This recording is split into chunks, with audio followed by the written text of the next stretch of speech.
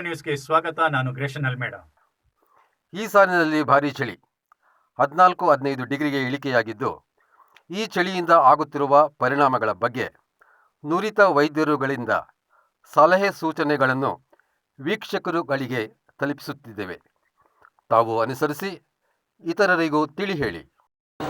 ಎಲ್ಲರಿಗೂ ನಮಸ್ಕಾರ. Doctor R Srinivas, ಸಾರ್ವಜನಿಕ ಆಸ್ಪತ್ರೆ ಮದುವೆ ಮುಖ್ಯ ವೈದ್ಯಾಧಿಕಾರಿಯಾಗಿ ನಾನು ಕರ್ತವ್ಯ ನಿರ್ವಹಿಸ್ತಾ ಇದ್ದೇನೆ. ಈಗಿನ ಒಂದು ಚಳಿ, ತುಂಬ ಚಳಿಯಲ್ಲಿ ಹೃದಯಾಘಾತ ಪ್ರಕರಣಗಳು, ಹೃದಯಕ್ಕೆ ಸಂಬಂಧಿತ ಪ್ರಕರಣಗಳು ತುಂಬ ಹೆಚ್ಚಾಗ್ತಾ ಇರೋದ್ರಿಂದ ಕೆಲವೊಂದು ಮುನ್ಸೂಚನೆಗಳನ್ನು ತಮಗೆ ಹೇಳಲು ಬಯಸ್ತೇನೆ. ಮೊದಲನೇದಾಗಿ, ನಮ್ಮ ದೇಹದ ಒಂದು ಟೆಂಪರೇಚರ್ 36.8 ಡಿಗ್ರಿ ಸೆಂಟಿಗ್ರೇಡಲ್ಲಿ ಇದ್ದಾಗ ಯಾವುದೇ ರೀತಿಯ ಹೃದಯಕ್ಕೆ ತೊಂದರೆ ಆಗುವುದಿಲ್ಲ.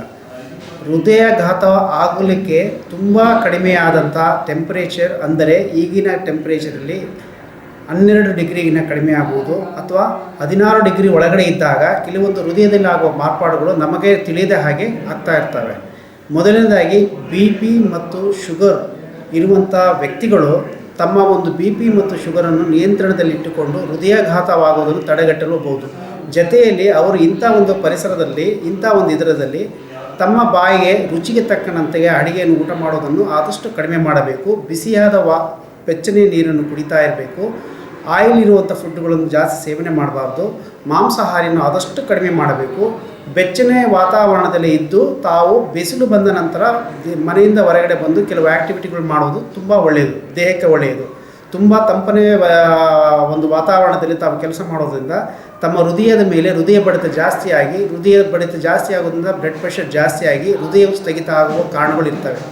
ಮಕ್ಕಳಿಗೆ ಆದಷ್ಟು ತಾವು ಹೊರಗಿನ ಐಸ್ ಕ್ರೀಮ್ಗಳಾಗಲಿ, ಬೇಕರಿ ಐಟಮ್ಸ್ಗಳಾಗಲಿ ಮನೆಯಲ್ಲಿ ಆದಷ್ಟು ಮಸಾಲೆ ಪದಾರ್ಥಗಳನ್ನಾಗಿ ಜಾಸ್ತಿ ಕೊಡದೇ ಒಂದು ಮುಂಜಾಗ್ರತಾ ಕ್ರಮವನ್ನು ವಹಿಸಿ, ಬೆಚ್ಚಗೆ ಅಂದರೆ ಮಕ್ಕಳನ್ನು ಯಾವಾಗಲೂ ಬೆಚ್ಚಗೆ ಇಡಬೇಕಾಗುತ್ತೆ. ತುಂಬ ಕಡಿಮೆಯಾದ ಟೆಂಪರೇಚರ್ಗೆ ಮಕ್ಕಳು ಆದಷ್ಟು ಬೇಗ ಬಲಿಯಾಗ್ತಾರೆ. ಎಸ್ಪೆಷಲಿ ಚಿಕ್ಕ ಮಕ್ಕಳನ್ನು ನಾವು ವಾರ್ಮರ್ ಕಾಂಗರೋ ಮೆಥಡಲ್ಲಿ ತಾಯಿ ಹೇಗೆ ಎದೆ ಮೇಲೆ ಇಟ್ಟುಕೊಂಡು ತಾಯಿ ಟೆಂಪರೇಚರ್ ಮಗು ಹೋಗುತ್ತೋ ಅದೇ ರೀತಿಯಲ್ಲಿ ಮಕ್ಕಳನ್ನ ಮನೆಯಲ್ಲಿ ಕಾಂಗರೋ ಮೆಥಡ್ ಥರ ಬೆಚ್ಚನೆ ವಾತಾವರಣದಲ್ಲಿ ಇಟ್ಟು ಅವರಿಗೆ ನಾವು ಶುಶ್ರೂಷೆ ಆರೈಕೆಯನ್ನು ಮಾಡಬೇಕಾಗುತ್ತೆ. ಮಕ್ಕಳಿಗೆ ಆಹಾರ ಪದಾರ್ಥದಲ್ಲಿ ಐಸ್ ಕ್ರೀಮ್, ಅತಿ ತಂಪನೆಯ ಪದಾರ್ಥಗಳು, ಅತಿ ತಣ್ಣನೆಯ ನೀರುಗಳು, ಫ್ರಿಡ್ಜ್ನಲ್ಲಿ ಇಟ್ಟಿರುವಂಥ ಪದಾರ್ಥಗಳನ್ನು ಆದಷ್ಟು ಅವಾಯ್ಡ್ ಮಾಡಿ. ಮಕ್ಕಳಿಗೆ ಅಷ್ಟಲ್ಲದೆ ದೊಡ್ಡವರು ಸಹ ಇದನ್ನು ತಾವು ಪರಿಪಾಲನೆ ಮಾಡ್ತಾ ಇರಬೇಕು. ಜೊತೆಗೆ ಸ್ವೆಟರು ಮತ್ತು ಕೆಲವೊಂದು ಉಡುಪುಗಳನ್ನು ಕೈ ತುಂಬ ಕಾಲು ತುಂಬ ಉಡುಪುಗಳನ್ನು ಧರಿಸೋದ್ರಿಂದ ಈ ಸೊಳ್ಳೆಯ ಕಾಟದಿಂದ ಆಗಲಿ, ಡೆಂಗು, ಮಲೇರಿಯಾ ಅಂತ ಜ್ವರಗಳಿಂದ ತಪ್ಪಿಸ್ಬೋದು. ಜೊತೆಯಲ್ಲಿ ಈ ಒಂದು ಬೆಚ್ಚನೆಯ ವಾತಾವರಣ ಹೃದಯಕ್ಕೆ ಆದಷ್ಟು ಟೆಂಪರೇಚರ್ ಮೇಂಟೈನ್ ಮಾಡೋದು, ಹೃದಯ ಬಡಿತ ಒಂದು ನಾರ್ಮಲ್ ಸ್ಟೇಜಲ್ಲಿ ಇರ್ತದೆ. ಸೊ ಅದನ್ನು ಯಾವಾಗಲೂ ಮೇಂಟೈನ್ ಮಾಡ್ತಿದ್ರೆ ಹೃದಯಕ್ಕೆ ತೊಂದರೆ ಆಗುವುದಿಲ್ಲ. ಅತಿ ತಣ್ಣನೆ ನೀರಲ್ಲಿ ಸ್ನಾನ ಮಾಡುವುದು, ಅತಿ ತಣ್ಣನೆಯ ವಾತಾವರಣದಲ್ಲಿ ಸಡನ್ನಾಗಿ ನಾವು ಎಕ್ಸ್ಪೋಸ್ ಆಗೋದು, ಬ್ರೈನಿಗೆ ಸ್ಟ್ರೋಕ್ ಆಗುವ ಸಾಧ್ಯತೆಗಳು ಇರ್ತವೆ. ಹಾಗಾಗಿ ಬಿಟ್ಟು ನಾವು ಟೆಂಪರೇಚರನ್ನು ಅನುಗುಣ ತಕ್ಕನಾಗೆ ನಮ್ಮ ಒಂದು ಕೆಲಸ ಕಾರ್ಪಣ್ಯಗಳನ್ನು ಮಾಡಬೇಕಾಗುತ್ತೆ. ಹೊಲದಲ್ಲಿ ಕೆಲಸಕ್ಕೆ ಹೋಗೋರು ಆದಷ್ಟು ಬೆಳಗಿನ ಜಾವ ಹೋಗುವಂಥ ವಯಸ್ಸಲ್ಲಿರೋರು ಅವರು ನಾನು ಬೆಳಗ್ಗೆ ಹೇಳ್ತೀನಿ ನನಗೇನಾಗಲ್ಲ ಅಂತ ನಿಷ್ಕಾಳಜಿ ಮಾಡಿಬಿಟ್ಟು ಆ ಟೆಂಪರೇಚರ್ ಹೋದಾಗ ಅವ್ರಿಗೆ ಹೃದಯಾಘಾತ ಆಗೋದು ಗೊತ್ತೇ ಆಗೋದಿಲ್ಲ.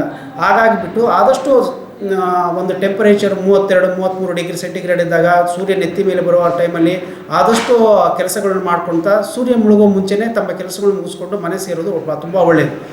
ಜೊತೆಯಲ್ಲಿ ಏನಪ್ಪ ಅಂತಂದರೆ ಅವರು ಯಾವುದೇ ರೀತಿಯಾಗಲಿ ಪದಾರ್ಥಗಳ ಜೊತೆಯಲ್ಲಿ ನೀರನ್ನು ಅತಿ ಹೆಚ್ಚಾಗಿ ಕುಡಿತಾ ಇರಬೇಕು. ಉಗುರ ಬೆಚ್ಚನೆ ನೀರನ್ನು ಯೂಸ್ ಮಾಡಿ ಸಿಕ್ಕ ಕಡೆಯಲ್ಲಿ ನೀರನ್ನು ಕುಡಿಯೋದನ್ನು ಅಭ್ಯಾಸ ಮಾಡಿಕೊಳ್ಬಾರ್ದು. ಸಾಧ್ಯವಾದದ್ದು ಕಷ್ಟವಾದರೂ ಪರವಾಗಿಲ್ಲ, ತಮ್ಮ ಜೊತೆಯಲ್ಲಿ ತಾವು ಕುಡಿಯುವಂಥ ನೀರನ್ನು ಒಂದೇ ಬಗೆಯ ಒಂದೇ ಸೋರ್ಸ್ ಇರುವ ನೀರನ್ನು ಕುಡಿತಾ ಇದ್ದರೆ ಎಷ್ಟೋ ಒಂದು ರೋಗಗಳನ್ನು ನಾವು ತಡೆಗಟ್ಟಬಹುದು. ಜೊತೆಯಲ್ಲಿ ನಮಗೆ ನೀರಿನಲ್ಲಿ ಕೆಲವೊಂದು ಪೋಷಕಾಂಶಗಳು ಇರ್ತವೆ, hard water, soft water. Soft water ಅನ್ನೋದು ಹೃದಯಕ್ಕೆ ತುಂಬ ಅಪಾಯಕಾರಿ.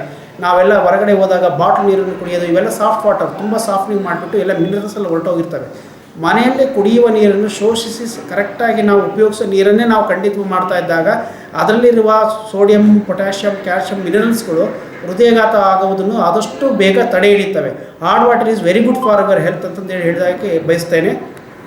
ಜೊತೆಯಲ್ಲಿ ತಾವು ಹೊರಗಡೆ ಇಟ್ಟಿರುವಂಥ ಪದಾರ್ಥಗಳನ್ನು ಬಾಯಿ ರುಚಿಗೋಸ್ಕರ ಜಾಸ್ತಿ ಕನ್ಸ್ಯೂಮ್ ಮಾಡಬೇಡಿ. ಎಲ್ಲೇ ಹೋದರೂ ಸಹ ಮನೆಯಲ್ಲಿರುವ ಅಡುಗೆಯನ್ನು ಊಟ ಮಾಡಿ, ಮನೆಯಲ್ಲಿರುವ ಪದಾರ್ಥಗಳನ್ನೇ ಬಳಸಿ.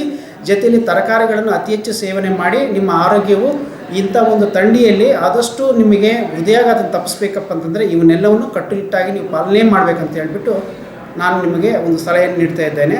ಜೊತೆಯಲ್ಲಿ ಮಕ್ಕಳನ್ನು ಆದಷ್ಟು ತಾವು ಬೆಚ್ಚನಲ್ಲಿಡಿ, ತಾವು ಬೆಚ್ಚನಲ್ಲಿ ಮನೆಯಲ್ಲೇ ಇರಲಿ.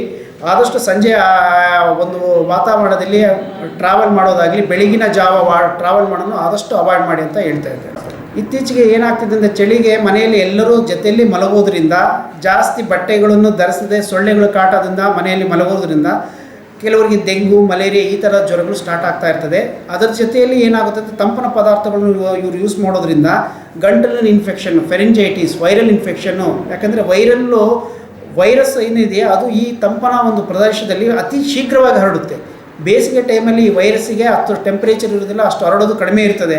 ಬಟ್ ಇದರಲ್ಲಿ ಇಂಕ್ಯುಬೇಷನ್ ಪೀರಿಯಡ್ ಅಂತ ಏನು ಹೇಳ್ತೀವಿ, ಈ ತಂಪನ ಪದಾರ್ಥದಲ್ಲಿ, ತಂಪಿನ ಒಂದು ಪರಿಸರದಲ್ಲಿ ಆದಷ್ಟು ಬೇಗ ಹರಡುತ್ತೆ. ಜೊತೆಯಲ್ಲಿ ಅದು ಹರಡೋದ್ರಿಂದ ಏನಾಗುತ್ತೆ, ಮಕ್ಕಳಿಗೆ, ದೊಡ್ಡವರಿಗೆ ಎಲ್ಲರಿಗೂ ನಿಮೋನಿಯಾ, ಶ್ವಾಸಕೋಶಗಳ ತೊಂದರೆಗಳು ಜಾಸ್ತಿ ಆಗ್ತಾ ಇದ್ದಾವೆ. ಅದ್ರ ಜೊತೆಯಲ್ಲಿ ಈ ವೆಕ್ಟರ್ ಬಾರ್ನ್ ಡಿಸೀಸ್, ಸೊಳ್ಳೆಗಳ ಕಡಿತದಿಂದ ಬರೋ ಮಲೇರಿಯಾ, ಡೆಂಗು ಜ್ವರಗಳು ಜಾಸ್ತಿ ಆಗ್ತಾ ಇದ್ದಾವೆ. ಸೊ ಹಾಗಾಗಿಬಿಟ್ಟು ದಯವಿಟ್ಟು ತಾವು ಮೈಗೆ ಸುತ್ತೂರ ತುಂಬ ಮುಚ್ಚಿರುವಂಥ ಬಟ್ಟೆಗಳನ್ನ ಯೂಸ್ ಮಾಡಿ ಸೊಳ್ಳೆಗಳಿಂದ ದೂರ ಇರಿ, ಆದಷ್ಟು ಬೆಚ್ಚಗಿನ ವಾತಾವರಣದಲ್ಲಿ ಇರಿ ಅಂತ ಹೇಳಕ್ಕೆ ಬಯಸ್ತಾರೆ.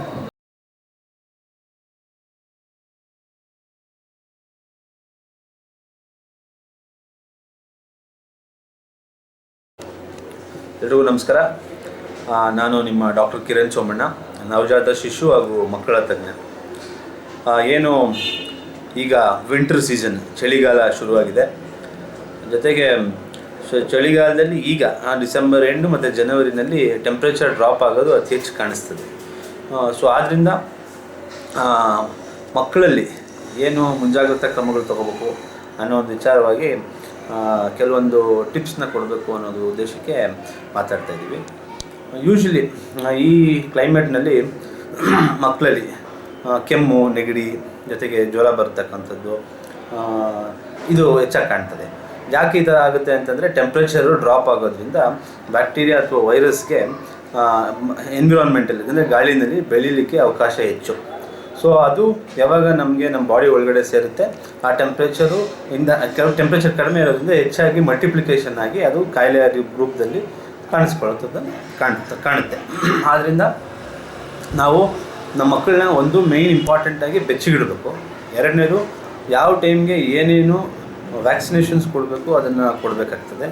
ಮೂರನೇದು, ಒಂದು ದಿನಕ್ಕೊಂದು 2-3 ಸಲ ಕೈ ತೊಳೆಯೋದನ್ನು ಅಭ್ಯಾಸ ಮಾಡಬೇಕು. ಮತ್ತು ಇಂಪಾರ್ಟೆಂಟಾಗಿ ನ್ಯೂಟ್ರಿಷನ್ ಅಂತ ಅಂದರೆ ಮಗುಗೆ ಯಾವ್ಯಾವ ಟೈಮ್ಗೆ ಏನೇನು ಊಟ ಕೊಡಬೇಕು ಅದನ್ನು ನಾವು ಕರೆಕ್ಟಾಗಿ ಪಾಲನೆ ಮಾಡ್ಕೊಂಡು ಬರಬೇಕು.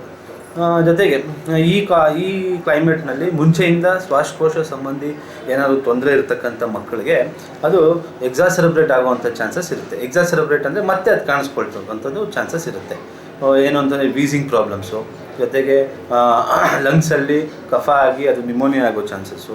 ಸೊ ಇದನ್ನೆಲ್ಲ ನಾವು ಹೆಚ್ಚಾಗಿ ಗಮನ ಇಟ್ಕೋಬೇಕು. ಯಾವಾಗಲೇ ಆಗಲಿ ಮಗುಗೆ ನಾರ್ಮಲ್ ಕೆಮ್ಮು, ನೆಗಡಿ, ಜ್ವರ ಅಂತಂದರೆ ಅದು for A period of time, ಅಂದರೆ 4ರಿಂದ 7 ದಿವಸ ಅಷ್ಟೇ, ಅದಷ್ಟೇ ಕಮ್ಮಿ ಆಗುತ್ತೆ. ಯಾವಾಗ ಈ ನೆಗಡಿ, ಕೆಮ್ಮು ಜೊತೆಗೆ ಜ್ವರ ಬಂದಿರತಕ್ಕಂಥ ಮಕ್ಕಳಲ್ಲಿ ಉಸಿರಾಟ ಹೆಚ್ಚಾಗಿ ಕಾಣುತ್ತೆ, ಮತ್ತು ಪಕ್ಕೆ ಎಳಿತಕ್ಕಂಥದ್ದಾಗ್ತದೆ, ಹಾಲು ಕುಡಿಯೋದು ಕಮ್ಮಿ ಮಾಡುತ್ತೆ, ಮತ್ತು ತಂದೆ ತಾಯಿ ಮೇಲೆ ಗಮನ ಕಡಿಮೆ ಆಗುತ್ತೆ. ಯಾವಾಗ ಮಗು ಸುಸ್ತಾಗುತ್ತೆ ಆವಾಗ ಇಮಿಡಿಯೇಟಾಗಿ ಆಸ್ಪತ್ರೆಗೆ ಕರ್ಕೊಂಡು ಹೋಗೋದ್ರಿಂದ ಮಗುಗೆ ಏನಾಗಿದೆ ಅಂತಕ್ಕಂಥದ್ದನ್ನ ಡಾಕ್ಟ್ರು ಹೇಳಿ ಅದಕ್ಕೇನು ಸೂಕ್ತವಾದ ಚಿಕಿತ್ಸೆ ಕೊಡಬೇಕು ಅದನ್ನು ಸಮಯಕ್ಕೆ ಕೊಡ್ತಾರೆ. ಸೊ ಮೋಸ್ಟ್ ಕಾಮನ್ ಆಗಿ ಕಾಣ್ತಕ್ಕಂಥ ಕಾಯಿಲೆಗಳು ಈ ಕ್ಲೈಮೇಟ್ನಲ್ಲಿ ಉಸಿರಾಟ ಸಂಬಂಧಪಟ್ಟಿದೆ, ಅಂದರೆ ಶ್ವಾಸಕೋಶಕ್ಕೆ ಸಂಬಂಧಪಟ್ಟಿದೆ ಮಕ್ಕಳಲ್ಲಿ. ಸೊ ಆದ್ದರಿಂದ ನೀವೆಲ್ಲರೂ ನಿಮ್ಮ ಮಕ್ಕಳಿಗೆ ಜಾಗರೂಕವಾಗಿ ನೋಡ್ಕೊಳ್ಳೋದ್ರಿಂದ ಮಕ್ಕಳಲ್ಲಿ ಇದನ್ನು ಆಗ್ತಕ್ಕಂಥದ್ದನ್ನ ನಾವು ಕಡಿಮೆ ಮಾಡ್ಬೋದು. ಮಕ್ಕಳಲ್ಲಿ we should concentrate on giving protein rich food. Protein ಹೆಚ್ಚಾಗಿರ್ತಕ್ಕಂಥ ಫುಡ್ನ ಕೊಡ್ತಕ್ಕಂಥದ್ದನ್ನ ನಾವು ನಮ್ಮ ಮಕ್ಕಳಲ್ಲಿ ಅಭ್ಯಾಸ ಮಾಡಬೇಕು. ಯೂಶ್ವಲಿ ವೆಜಿಟೇರಿಯನ್ಸು, ನಾನ್ ವೆಜಿಟೇರಿಯನ್ಸ್ ಇರ್ತಾರೆ. ವೆಜಿಟೇರಿಯನ್ಸಲ್ಲಿ ಮೊಟ್ಟೆ ತಿನ್ನೋದಿಲ್ಲ. ಸೊ ಮೊಟ್ಟೆ ತಿಂದೇ ಇರ್ತಕ್ಕಂಥವ್ರು, ಮೊಟ್ಟೆಯಲ್ಲಿ ಹೆಚ್ಚಾಗಿರ್ತಕ್ಕಂಥ ಪ್ರೋಟೀನ್ ಇರ್ತದೆ. ಸೊ ಮೊಟ್ಟೆ ತಿಂದೇ ಇರ್ತಕ್ಕಂಥ ವೆಜಿಟೇರಿಯನ್ಸಲ್ಲಿ ಸೋಯಾ ಚಂಕ್ಸ್ ಬರುತ್ತೆ, ನಿಮಗೆಲ್ಲರಿಗೂ ಗೊತ್ತಿರುತ್ತೆ ಸೋಯಾ ಚಂಕ್ಸಲ್ಲೂ ನಾವು ಹೆಚ್ಚು ಪ್ರೋಟೀನ್ ಕಾಣ್ಬೋದು. ಸೊ ವೆಜಿಟೇರಿಯನ್ಸ್ ಅದನ್ನು ಮಕ್ಕಳಲ್ಲಿ ತಿನ್ನಿಸ್ತಕ್ಕಂಥದ್ದು ಮಾಡ್ಬೋದು. ನಾನ್ ವೆಜಿಟೇರಿಯನ್ಸು ಎಗ್ಗು ಜೊತೆಗೆ ಚಿಕನ್ನು ಮತ್ತು ಮಟನ್ನು ಜೊತೆಗೆ ಕಡಲೆ ಬೀಜ, ಬೆಲ್ಲ, ತುಪ್ಪ, ತರಕಾರಿ, ಹಣ್ಣು, ಮೊಸರು, ಮಜ್ಜಿಗೆ ಇಂಥದ್ದನ್ನು ನಾವು ಮಕ್ಕಳಲ್ಲಿ ನಾವು ಹೆಚ್ಚು ಉಪಯೋಗಿಸೋದ್ರಿಂದ ಒಂದು ಬ್ಯಾಲೆನ್ಸ್ಡ್ ಡಯಟ್, ಕಾರ್ಬೋಹೈಡ್ರೇಟ್ ಎಷ್ಟು ಬೇಕೋ ಅಷ್ಟಿರುತ್ತೆ, ಜೊತೆಗೆ ವಿಟಮಿನ್ಸ್ ಎಷ್ಟು ಬೇಕೋ ಅಷ್ಟಿರುತ್ತೆ, ಪ್ರೋಟೀನು ಮತ್ತು ಫ್ಯಾಟ್ಸು, ಮಿನರಲ್ಸು ಇವೆಲ್ಲನೂ ಸಮತೋಲನವಾಗಿ ಇದ್ದಾಗ ಮಾತ್ರ ನಾವು ಮಗುವಿಗೆ ಒಂದು ಕಂಪ್ಲೀಟ್ ಡೆವಲಪ್ಮೆಂಟ್ನ ನಾವು ನೋಡಲಿಕ್ಕೆ ಸಾಧ್ಯ.